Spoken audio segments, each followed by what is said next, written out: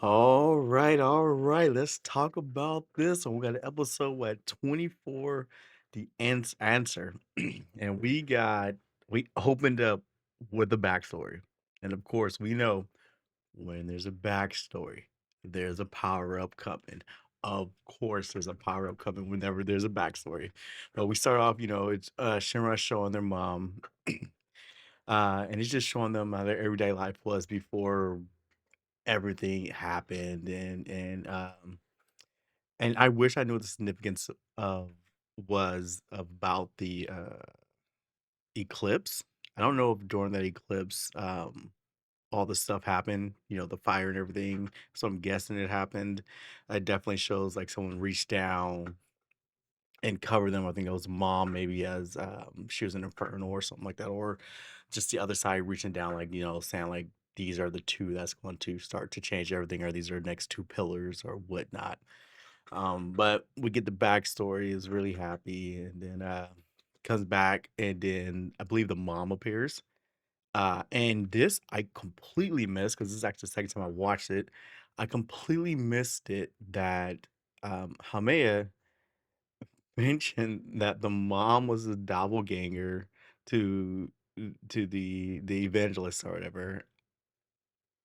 How did I miss that in the first one? I had no idea. And this really explains why show and and Shinra are so connected to the Adolabers. Like their mom is literally the doppelganger to the head of, I guess, despair, which the god that's created by human emotion, right?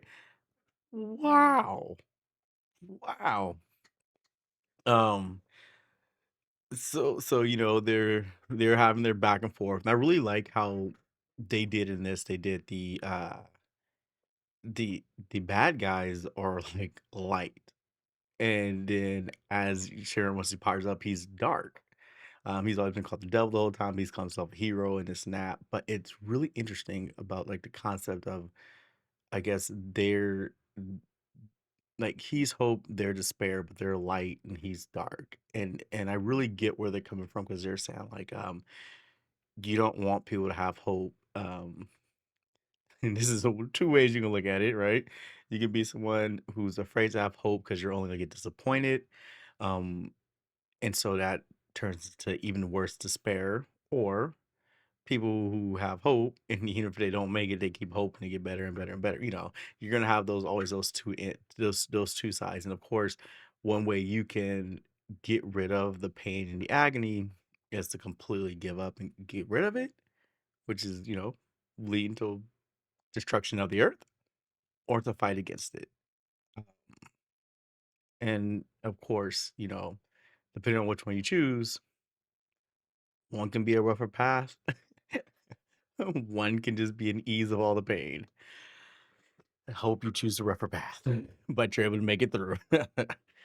um, and then, like I said, she's actually starting to get to him, Helmea, starting to get to him. And then we have some shout outs to Soul Eater on this episode, which is really cool. I mean, you've had it throughout the whole time, especially with the season with the moon changing and stuff like that.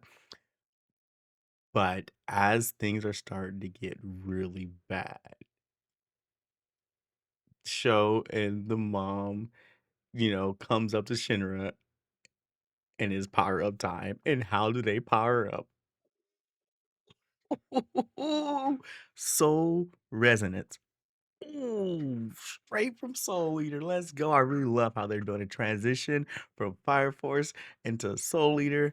And I'm really hoping that they give us like how they did Dragon Ball Daima. I believe it was Daima. No, it was when they did uh, when they tried to redo Dragon Ball Z and he's made it faster. I forget what it's called. Not Dragon Ball Diamond was the most recent one. Or how they redid like Full Metal Alchemist, and then they did Full Metal Alchemist Brotherhood. They still had Full Metal Alchemist, the majority of it in like the first like 5 or 6 episode of Full Metal Alchemist Brotherhood. But then you saw where it diverged, um, where Full Metal Alchemist, if I'm mistaken, was more anime related, its own kind of thing, and then Brotherhood, it followed the manga. And I think similar to, if I'm mistaken, I think Hellsing did the same thing. Hellsing There's Hellsing and there's Hellsing Ultima. And Hellsing Ultima had like it started off like the Hellsing, but at a certain point it went and did, I guess it followed more the manga or light novels or something like that. I'm really hoping they relaunch Soul Eater like that.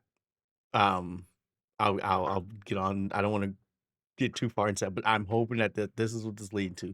So we get a Soul Resonance, and oh my gosh, my cousin years ago told me about how strong Bancho Shinra was. No idea. He read the manga back in the days. He finished it, and he was like, "You don't understand how strong." I think back then we were saying Bancho Man Shinra or something. Shinra Bancho Man. Um, Holy smokes! Like he he gets his power up. They resonance gets together with his mom and his brother, which is crazy. Three, because there's only one other person who does three soul resonance inside. Soul resonance with three people, and Soul Eater, which is Kid and his twin guns. Oh, not twins, but the sister guns. And so it's really cool to see that happen here. Uh, and then he's just dominant. Like he's what can you say? What can you do?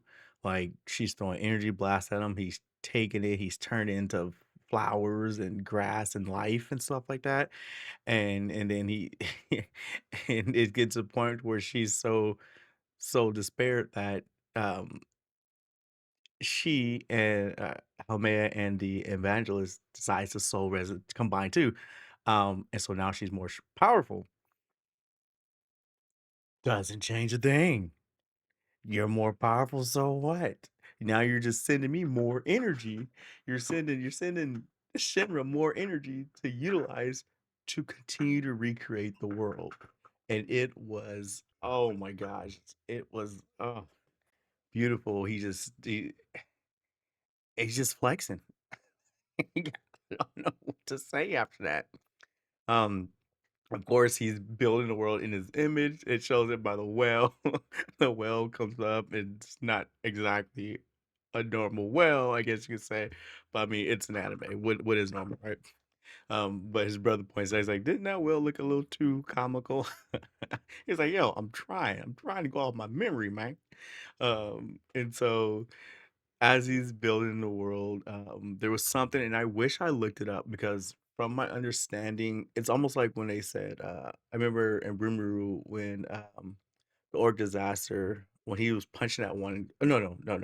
Well, they said when he was punching that one guy, he was actually punching for a really long time.